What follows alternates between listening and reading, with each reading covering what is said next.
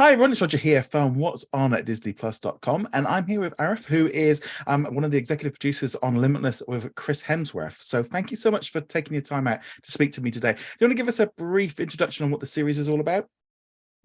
Yeah, it's a very simple tagline which captures it perfectly. It's about living longer, better. It's about what we can all do in our lives without pharmaceutical invention, just through behavioral change, good habits, new habits actually that will mean that as we age in a healthier way. So this isn't a series about the extremes of, I don't know, cryogenics or anything that's particularly sci-fi. This is really just about, hitting 70 or 80 in a healthier way. It's not about living to 110. It's about making sure that, to the end of our lives, we're as well as we can be. And that's the background to the series. I mean, obviously, we do happen to have one of the greatest physical specimens on the planet hosting it, which comes with some, I think, really kind of rewarding angles. For me as a storyteller, for all of us actually on the production team at Utopia, partners Protozoa, Darren Aronofsky and Ari Handel, we were all blown away by Chris's willingness to stretch himself beyond his own limits, both physically and emotionally in this series. And I don't think any of us really anticipated that when we were thinking about who would be the perfect host for a show like this, because, we know that Chris is an incredibly healthy individual, looks after himself. He's got the Center app. He is famous for his extraordinary physique and health, if you like. So we thought there was something really almost counterintuitive about somebody like him who has the same kind of relatable issues that he struggles with in his life as the rest of us. I mean, obviously, be it stress in his lives or fear of mortality or, the process of aging, all of that stuff actually connects him to us. And he was so willing to commit himself to this project in a way that was really exceptional. That's cool. And obviously, he was preparing for Thor: Love and Thunder. How did that kind of impact on how you created the show? Well, there were certain things that there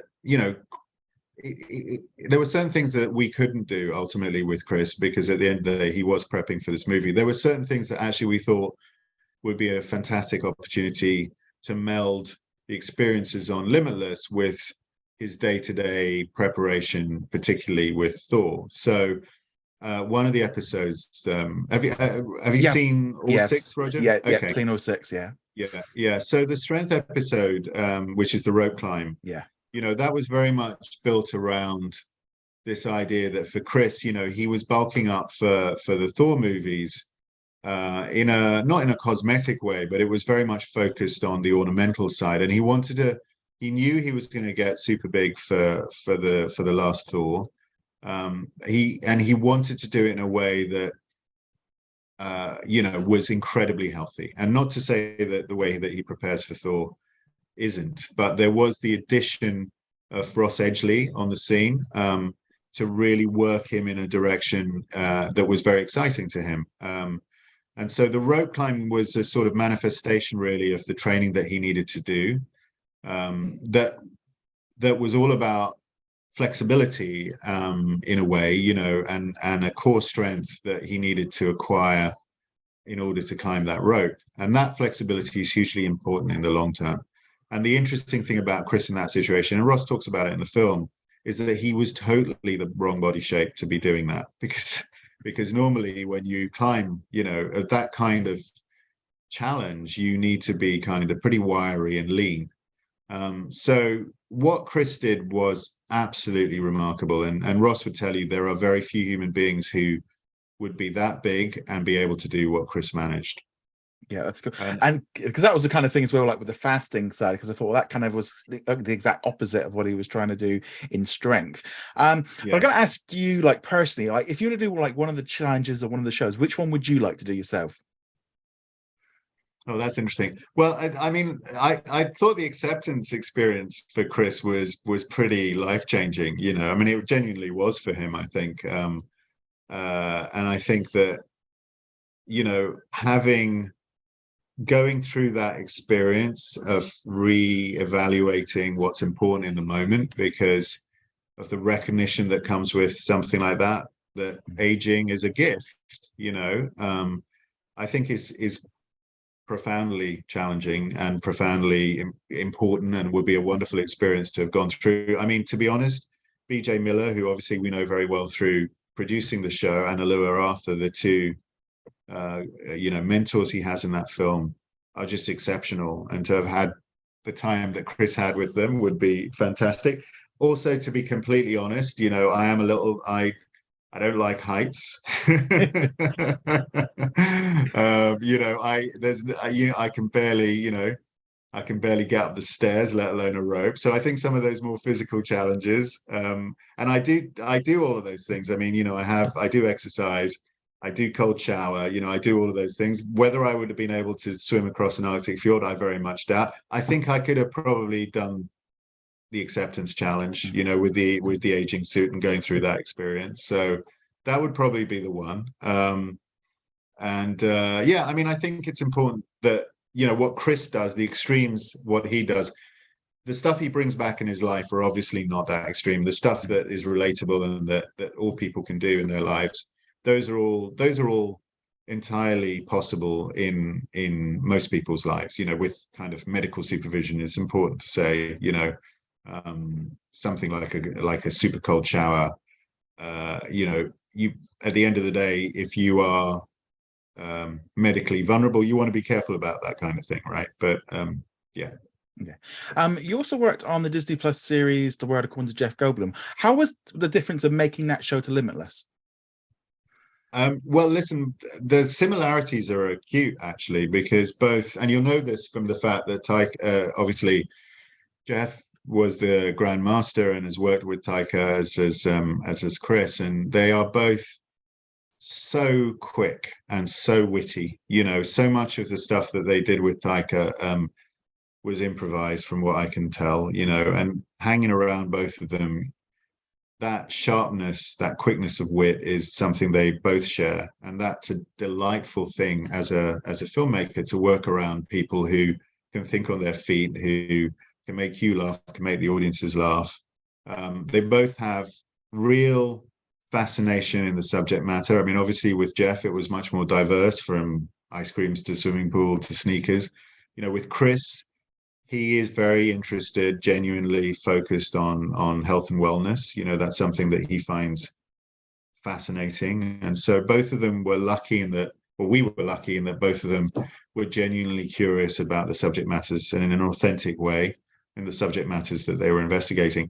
Obviously the spectacle and stunt nature, if you like, of Chris's challenges, you know, that wasn't where we were going with Jeff. So, you know, the scale of production around what we did with Chris, be it the walk, you know, the crane walk or the climb, all of these, in terms of the safety around that, in terms of the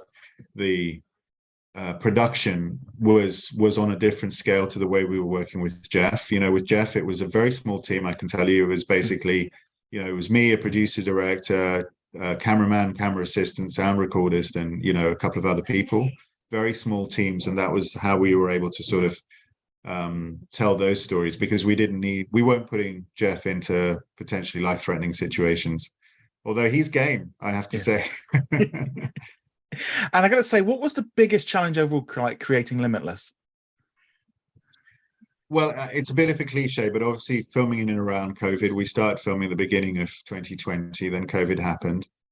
You know, working around COVID, working around the restrictions and safety that was put in place, and Chris's schedule for Thor, Extraction, Spiderhead, the films as well. That was a challenge, you know, a logistical challenge. And we were buoyed by the fact that Chris, when he signed up to do Limitless, he was committed. He was totally committed, and he wanted to make the series the best series he could, that would have as positive an impact on people's lives as possible. And so we worked around that over the course of, I think it was about 18 months, you know, filming in between his movie commitments. Some of it was a consequence of the amount of training that he needed to put in, and setbacks like happened in the strength episode with the rope.